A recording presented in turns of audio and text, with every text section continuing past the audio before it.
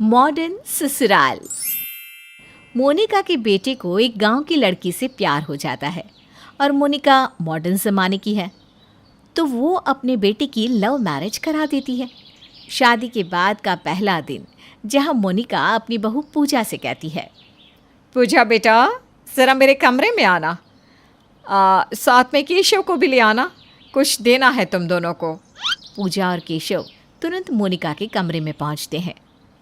जी माँ जी, कहिए, आपने बुलाया, हमें कोई काम था क्या? पूजा बेटा, पहले तुम मुझे माँ जी बुलाना बंद करो। मैं भी तुम्हें बेटा बुलाती हूँ। तुम मुझे मम्मी या मॉम बोला करो। केशव भी तुम मुझे मॉम कह के ही बुलाता है। मॉम, ये तो मैंने पूजा को हमारी फर्स्ट नाइट में ही बता दिया था, लेकिन पूजा का आंसर था कि ऐसे अपनी सास को मॉम बोलना अच्छा नहीं लगता है उसे। अच्छा, लेकिन पूजा बेटा, अब तो तुम्हारी सास खुद तुमसे कह रही है ना, अपनी सास की बात तो मानोगी ना तुम, और अब मुझे माँ जी नहीं बुलाओगी। लेकिन सारी बहू तो अपनी सासू माँ को ऐसे ही बुलाती है ना। हाँ, ऐसे ही बुलाती होंगी, लेकिन तुम मुझे मम्मी बोला करो, मुझे अच्छा लगेगा। ठीक है मम्मी जी। वैसे मैंने तुम दोनों को यहाँ ये मालदीव्स की टिकट देने के लिए बुलाया था। ये लो केशव बेटा, ये तुम दोनों के लिए मेरी तरफ से गिफ्ट। मॉम, मैं तो सोच ही रहा था हनीमून प्लान करने का, आपने तो पहले ही कर दिया, वो भी मालदीव। सच में ये तो बहुत अच्छा किया, मैं भी मालदीव जाने की सोच रहा था। आप माँ जी के आगे ये हनीमून की बात कैसे कर सकते हो? माँ जी क्या सोचेंगे हम दोनों के बारे में? थोड़ी तो शर्म करो आप। अरे बेटा, तुम शर्मा क्यों रही हो? ये सब तो कॉमन है। ये तुम दोनों की घूमने फिरने की उम्र है। बाहर जाओ, घूमो फिरो, एंजॉय करो। इसमें शर्माना क्या? माँ जी, ऐसी बात नहीं है, लेकिन मैं ये कह रही थी कि अभी हमारी शादी हुई है तो हमें सबसे पहले माता रानी के दरबार जाना चाहिए ना। हम वैष्णो देवी चलते हैं ना, पूरा परिवार। पूजा, तुम क्या बोल रही हो ये? अरे हनीमून के लिए वैष्णो देवी कौन जाता है? थोड़ा तो मॉडर्न बनो तुम भी। पूजा केशव की बात सुनकर चुप हो जाती है और अपना सामान पैक करती है। उन दोनों की शाम 8 बजे की फ़्लाइट है। अब 6 बज चुके थे, लेकिन मोनिका अपने फ्रेंड्स के साथ थी। पूजा ने सोचा था कि मम्मी आएंगी, उनका आशीर्वाद लेकर घर से निकलेंगे, लेकिन मोनिका तो 7 बजे तक नहीं आ पाती और उन्हें बिना मिले ही दोनों को निकलना पड़ता है। अब रास्ते में पूजा केशव से कहती है, केशव जी, मम्मी जी की तो अब उम्र हो गई है, फिर भी वो देर रात तक पार्टी करती हैं अपने दोस्तों के साथ। अब तो उन्हें तीर्थ यात्रा करनी चाहिए। और देखो ना, हम भी बिना मम्मी जी के आशीर्वाद ही निकल पड़े। जो मॉम को पसंद है वही करेंगे ना। अब क्या मॉम तुम्हारे हिसाब से चलेगी? उनको जो अच्छा लगता है करने दो, तुम अपने ऊपर ध्यान दो ना, उन पर क्यों ध्यान दे रही हो? ठीक है जी। पूजा और केशव के हनीमून पूरा होने के बाद दोनों घर वापस आते हैं। सोनिया, पूजा की ननद, जिस स्कर्ट और टॉप पहना हुआ था, ये देखकर पूजा अपनी ननद के पास जाती है। सोनिया दीदी, इतना तैयार होकर कहाँ जा रही हो? और वो भी इतने छोटे कपड़े। कपड़े क्या कम पड़ गए हैं आपके पास?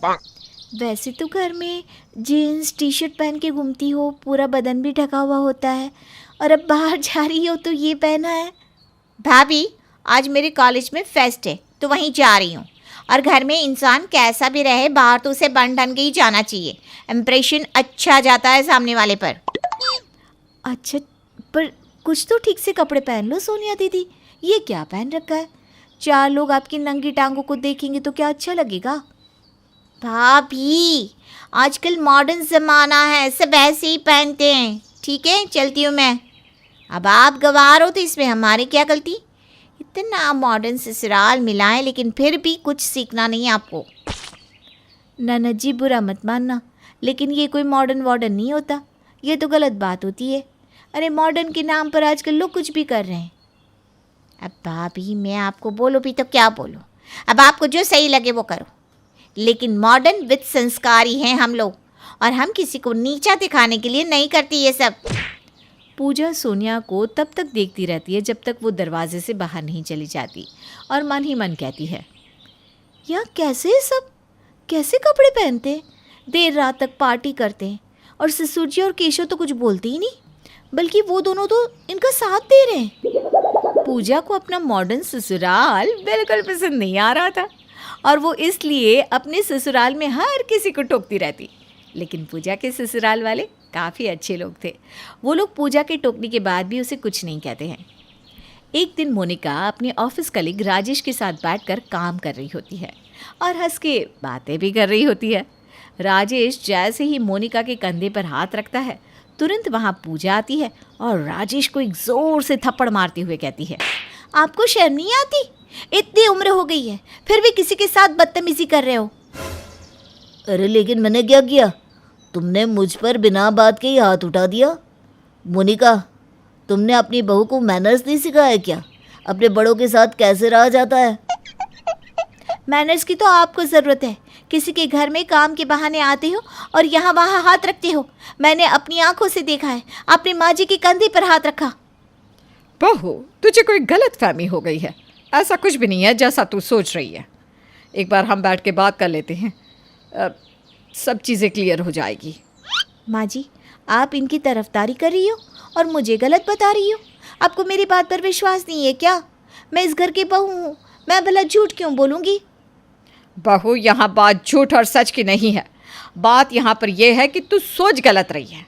हम दोनों एक ही ऑफिस में काम करते हैं और मुझे इस पर कुछ गलत नहीं लगता कि इन्होंने मेरे कंधे पर हाथ रखा।